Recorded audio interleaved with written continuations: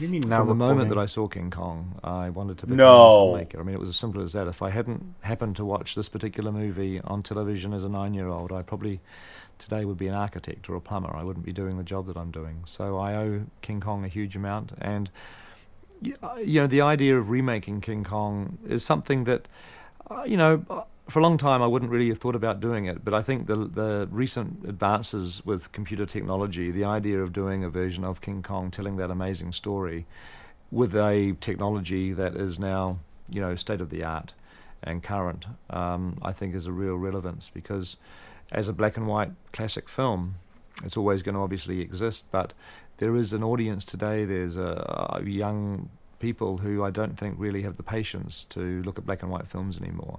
I first became aware of Michel Ansell's work last Christmas, actually, because I had a wonderful time playing one of his earlier games, Beyond Good and Evil, which was the most wonderful adventure game. It was imaginative, there were great characters, and I thought that Michel has just a great storytelling skill in making you so involved in the game as a player that you actually become emotionally attached to the characters that you're playing with. I was able to play Beyond Good and Evil endlessly, from one end of the game to the other. I think it took me 3 or 4 days to get through it. And I just had a great time. And I thought, wow, if somebody this imaginative can take that story and actually get me so involved in it, this is the sort of person I'd love to work with on King Kong.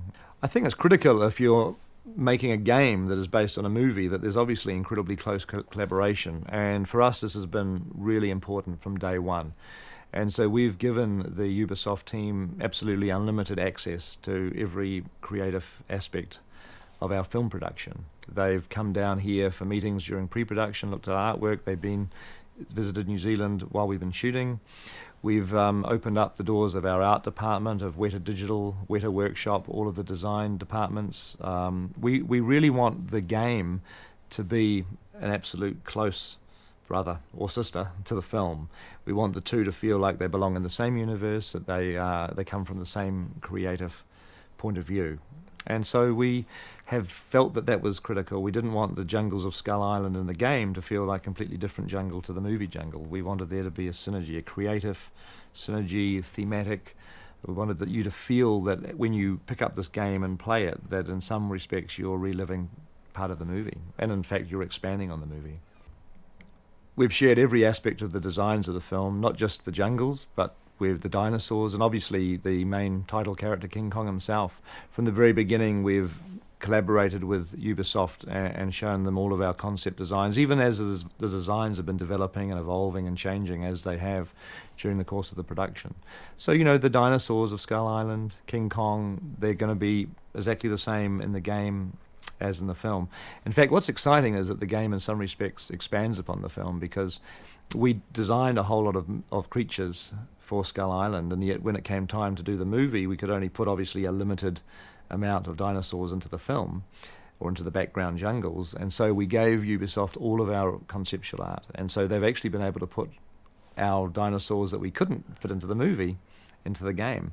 So the Skull Island jungles of the game are actually more populated than the film, and yet they are designed by the same people that designed the creatures in the film. So there's that wonderful expansion that the game can do beyond what the film actually can achieve in the limited screen time that you have. A game obviously is a much broader, wider experience. I wanted the game to be able to take the audience a little bit further than what the film could. And so we explored different aspects of how you'd actually play the game. Obviously, the one of the main decisions is what character are you playing. And the obvious human character is Jack, who is Adrian Brody's character. He's the lead heroic character in the film. But we also thought very early on that it would be interesting to structure the game in a very similar way to the film, which basically intercuts between Anne and Kong and Jack and the sailors who are pursuing them. I mean, the film jumps backwards and forwards between these two storylines until they intersect. And we felt it would be good to actually create a game that had a very similar structure. And we also thought it would be particularly cool to be able to play Kong. Feels like when you've got that controller in your hand, it's one thing to be obviously playing a human being, being pursued by dinosaurs, fighting dinosaurs, trying to rescue Anne, trying to find King Kong. But to actually be able to, on some levels, spin around and become Kong himself and to defend Anne against Tyrannosauruses. Because in a sense, our two characters, Jack the human and King Kong, have the same objective. They both care about Anne, Darrow, Naomi Watts' character. They both want to protect her. And so they both basically have a very similar agenda, and yet they're actually intersecting, which is going to lead to this very interesting course that the gamer is going to find themselves playing as they actually alternate between these two characters. I think one of the most enjoyable aspects of the game will be the sheer survival aspect, that you have to actually survive in what is probably the most dangerous jungle on Earth.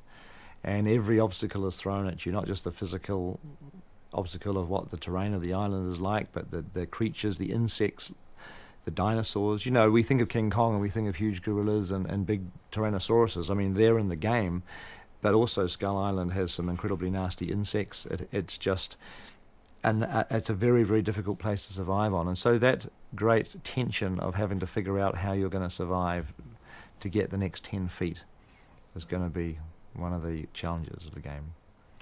I really love collaborating on the game. I think really from a purely selfish point of view, it's given me a great opportunity to learn about how games are created from an incredibly successful and wonderful team of people. And, you know, I felt like a student, really, just sitting down and trying to help. I mean, I've, you know, as the guy making the movie, I've tried to offer as much advice and feedback and opinion as I possibly can. But, you know, basically the you know, Ubisoft team, with Michel Ancel at their helm, are doing just a fantastic job, and I'm, you know, just playing the game, enjoying what they're showing me, and throwing them any ideas, suggestions, feedback. But it's just a wonderful experience. It's like, you know, almost making a second film at the same time as I'm making the first one. There's like two parallel productions happening at the same time, both, you know, heading towards a common goal. And I'm glad I'm only helming one of them. It'd be too much to do both. The other thing is you need energy, constant energy in a video game. It's hard because you're not really playing off other characters. You're just having to do the lines wild. You're not doing them to any kind of picture. I think it's a skill. I think doing a good voice for a video game that's real, that's going to work, I think is actually a real skill. And I think some actors would probably find it quite hard to do. The other thing is you generally actually have to say things a lot faster than you probably normally would do, with a lot more pace, and you can't take as much time. So that's the main difference, I think. I think you can approach writing as a formula, and that it has a technique, but I think good storytelling always has to have an element of originality. I think that people are going to engage with a game as they engage with a film if there is an element of originality mixed with an element of familiarity. So it's about trying to find things within the game that are that make it unique and original, as you try to do in a film, but it's also an experience that people are looking forward to because they know what they're going to get and know what to expect, and it's because it's what they enjoy. I think we've had to change a lot of the storytelling in the game. For example, the decision was made very early on by the Ubisoft designers and storytellers, and it was the right one to just go once to the island. In the film, you go twice to the island. So she's taken. They go back to the ship, and then she's taken by the natives. Although, I have to say, if you're playing the game, the one thing that a game can do that the film doesn't do is the tension in a game can get really intense. And, you know, it is much more of you're in the world and part of that experience. So it can get really intense, which is a great thing about games. I think I don't know enough about games and telling stories on video games, and I haven't played enough of them to make this statement. But I think it's still evolving, and I think that I think people like Peter Jackson, who has a huge interest in video games, coming into this area is just going to enrich it, and it's going to be really interesting to see what happens when more people coming from, say, film get involved with gaming, and the two genres almost mix.